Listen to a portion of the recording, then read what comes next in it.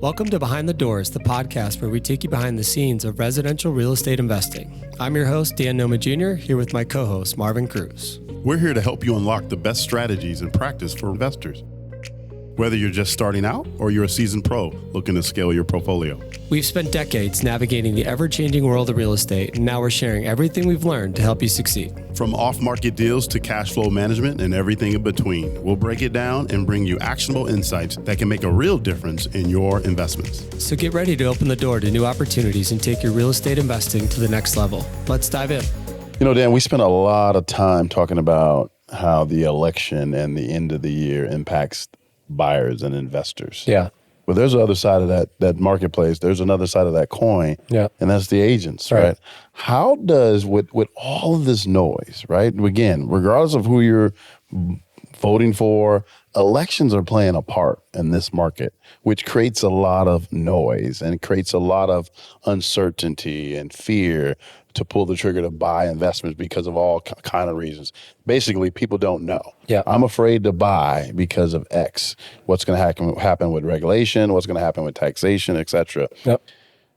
If I'm a real estate agent, what should I be doing in a market where there's a ton of noise? Noise, man, is tough. So when I was like running retail teams, I would always look at, the end of the quarter, whether the election was on or not. I kind of always looked at the last quarter of the year as an opportunity to kind of pivot my model a little bit and potentially save some money, right?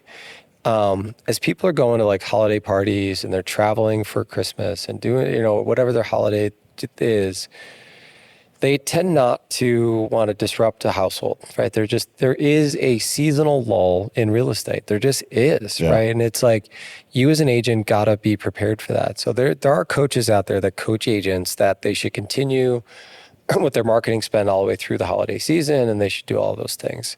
I think what's cool in a holiday season is I see like some of the top agents in the country, what they do is they actually pull back on their maybe digital spend. So they're doing less digital and they get way more involved in community events.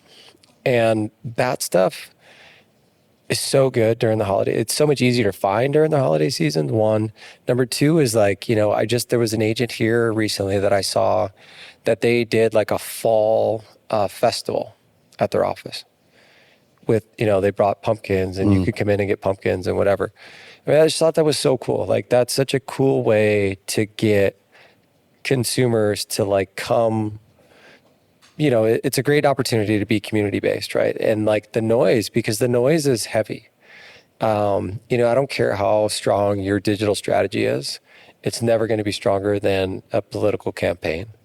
It's never going to be stronger than, a Costco, Amazon, toys, whatever, ad during holiday season. Right. It just isn't going to be that strong. We as a real estate community don't have those kind of budgets to flood the airways with information. And that's what we've got right now, and I think that's, you just have to kind of accept that. And it's totally okay.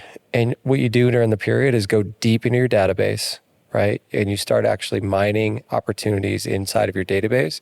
I think it yields a huge opportunities for agents to take a deep breath, revisit their marketing strategy completely, get ready for the next year, but then invest so hard into your current database, your current community, and look for those deals and opportunities. Like we talked about on the last podcast, we were talking about finding opportunities for investors in these times. Like, you can do that by door knocking, right? Driving through a neighborhood, you see some distress on a house, go knock on the door, right? Introduce yourself to them. Tell them you're a neighborhood expert and just say, hey, look, I don't know if you'd consider selling, right? And I'm scouting the neighborhood. You don't want to tell them that you're knocking on the door because their house is ugly. Don't do that. Right. But knock on the door and just say, like, I'm scouting the neighborhood. I just wanted to see, like, would you ever consider selling? Because this becomes a really interesting time to sell your property if you were willing. Right. And people will say to you, well, I didn't think anybody bought during the holidays. I didn't think anybody bought during election years. I didn't think anybody did all that stuff. That's your opportunity. Like, that's your moment to say, yeah, let's at least explore it. Right. and let's see if this is a good opportunity for you, because you might just get the right deal during that time. Yeah. So what I hear you saying is go deep. This is a relationship business, right? This is a relationship role. Yeah. And most people are absolutely hungry for education, and you can be that sounding board for folks that can help them get out of a situation if they need to, right? Or help them win a situation. But at the end of the day, go deep in relationships, take advantage of the community, get involved, and be out there and let them know that you're here with them. Right. We're all going through the same thing. We all see the TV. Yep. We're all distracted by the same things, believe it or not. So no, that's great insight. And don't waste your money, right? Like don't waste your marketing budget with all of the noise. Yeah. You know, because like to your point earlier, it's like there's a lot of anxiety, especially in an election year like this. There's just tons of anxiety out there in the marketplace. So it's kind of put a lot of people into a situation where they're like, I don't want to make any big purchases. I don't want to make any big decisions until there's some stability in the world. Like I just want some stability. Everybody right now wants stability. Yeah. And that's totally fair, right? And so don't fight it. Just go with it, right? And then, but I think your database would be welcome to hear from you during this period more frequently, right? Because they're anxious too. And this is your opportunity to be that local expert, to be like the thought leader, to be their trusted advisor. Like right now is that time to go do that, right? So look at those people that you sold a home to, say 4 or 5 years ago, that maybe you haven't called, right? I haven't talked to them. Pick up the phone and check in, right? See what they're up to, see what they're doing. And, you know, you'd be shocked at like, you know, when I was, you know, training agents, what I would do, the first thing, you know, that I would task them with, I would say, go home and give me your holiday card list. Start with that. We're going to start with your holiday card list. That's your database, right? And they would show up. Some of them had huge, some of them small, whatever. Like start with that. But pick up the phone and call those people during this period, because they're all anxious too, right? And they want to hear from you, and you have something to offer. You actually do have something to offer. Another strategy I think works really well during like times of noise is providing people with like home market value updates.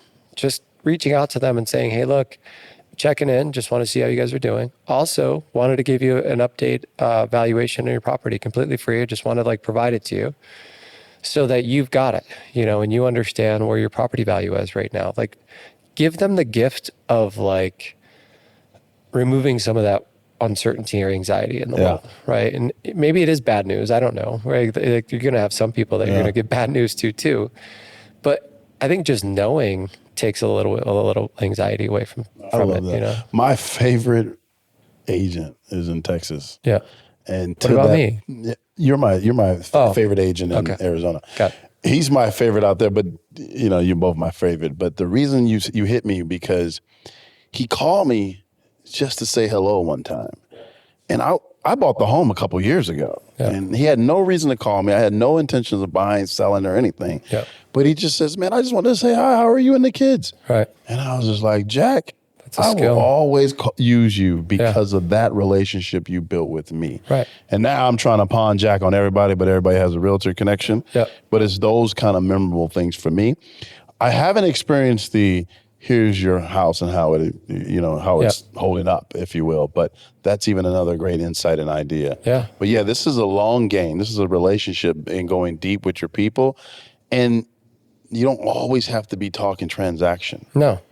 Right? Definitely not. Yeah. I mean, you've got to be a human. Yeah. Right. And I think that's where a lot of referrals come from is they come from like the stuff that nobody sees, it's not sexy to pick up the phone and just have a conversation with them. Yep. And you may not have anything to say, right?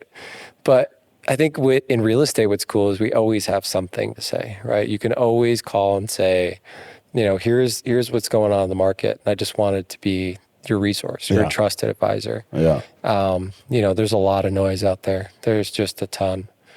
But I want to give you peace of mind, like, and just so you know where your home value is, like, let's stick to that. Or, you know, even if it's like tax season, you know, some of those got extended like crazy this year with the hurricanes and all that now too.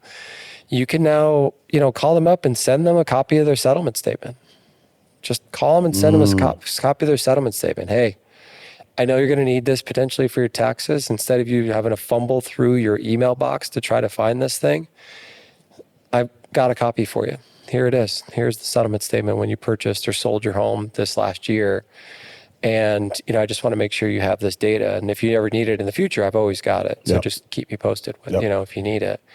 Those little things, like, they'll go so far in a market like this. It's crazy, So it's a huge opportunity. So it's like, save a little money on your ad spend